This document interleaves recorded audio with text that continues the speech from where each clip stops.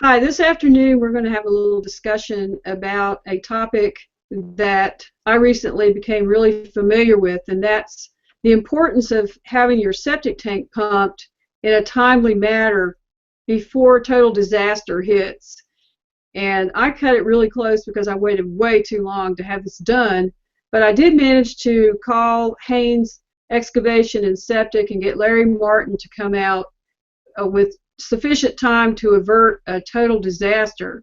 And I did reflect back on a friend of mine telling me that he wasn't quite that fortunate, so I thought it would be important to discuss what can happen to a homeowner when you really need to get that done more often, but you don't quite do it quick enough. And what was that like? This is Frank Lucas in Denver, Colorado. What was it like, Frank? Well, I came home to a constipated house. I walked in the door and ooh, so went down to the basement and out through we have a finished basement down there, and out through the tub and out through the toilet and out through the drains.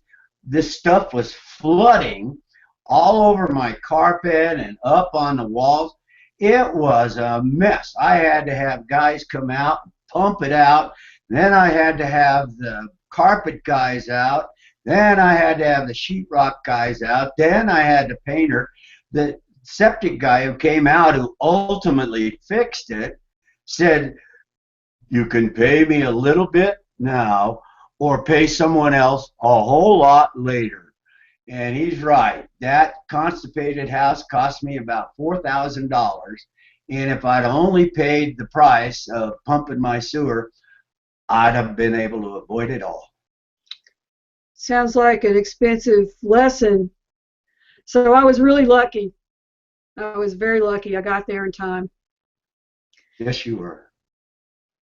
Is there anything that you learned about what may have aggravated the situation in your case?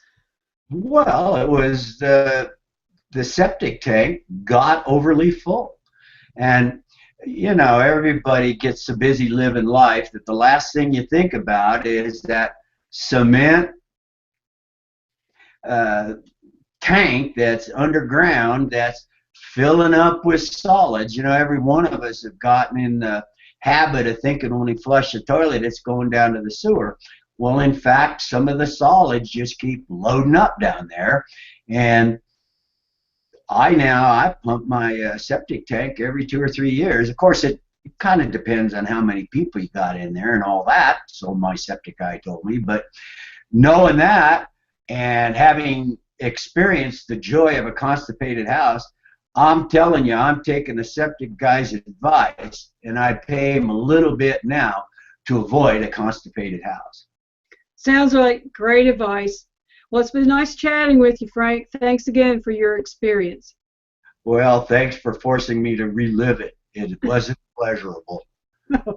Well, we don't want it to happen to anybody else. No, I hope not either.